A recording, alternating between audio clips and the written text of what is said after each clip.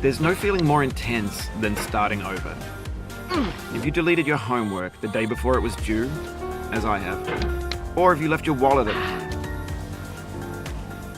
and you have to go back after spending an hour in the commute. If you won some money at the casino and then put all your winnings on red but it came up black. If you got your best shirt dry cleaned before a wedding and then immediately dropped food on it. If you won an argument with a friend and then later discovered that they just returned to their original view. Starting over is harder than starting up. If you're not ready for that, like if you've already had a bad day, then what you're about to go through might be too much. Feel free to go away and come back. I'll be here. Alright, thanks for coming with me on this trip. I'll understand if you have to take a break at any point. Just find a safe place to stop and quit the game. And don't worry, I'll save your progress, always, even your mistakes. This game is a homage to a free game that came out in 2002, titled Sexy Hiking. The author of that game was Jazuo, a mysterious Czech designer who was known at the time as the father of B games. And B games are rough assemblages of found objects. Designers slap them together very quickly and freely, and they're often too rough and unfriendly to gain much of a following. They're built more for the joy of building them than as polished products. In a certain way, Sexy Hiking is the perfect embodiment of a B game.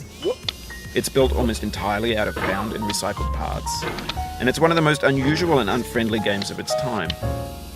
In it, your task is simply to drag yourself up a mountain with a hammer. And that act of climbing, in the digital world or in real life, has certain essential properties that give the game its flavor. No amount of forward progress is guaranteed.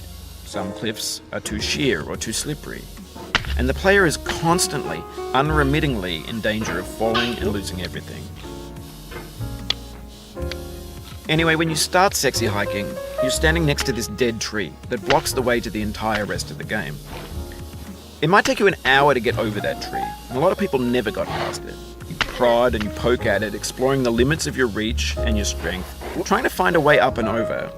And there's a sense of truth in that lack of compromise. Most obstacles in video game worlds are fake. You can be completely confident in your ability to get through them once you have the correct method or the correct equipment or just by spending enough time.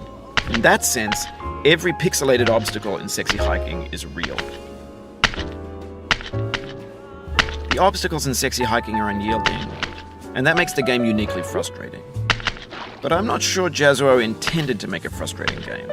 The frustration is just essential to the act of climbing, and it's authentic to the process of building a game about climbing. A funny thing happened to me as I was building this mountain.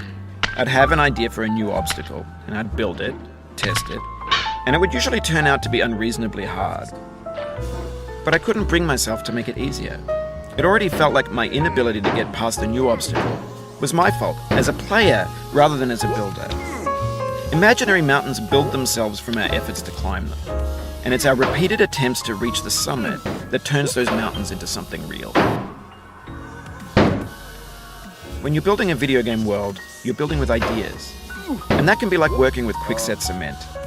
You mold your ideas into a certain shape that can be played with, and in the process of playing with them, they begin to harden and set until they're immutable, like rock. And at that point, you can't change the world, not without breaking it into pieces and starting fresh with new ideas. For years now, people have been predicting that games would soon be made out of prefabricated objects, bought in a store and assembled into a world. And for the most part, that hasn't happened, because the objects in the stores are trash. I don't mean they look bad or that they're badly made, although a lot of them are. I mean they're trash in the way that food becomes trash as soon as you put it in the sink.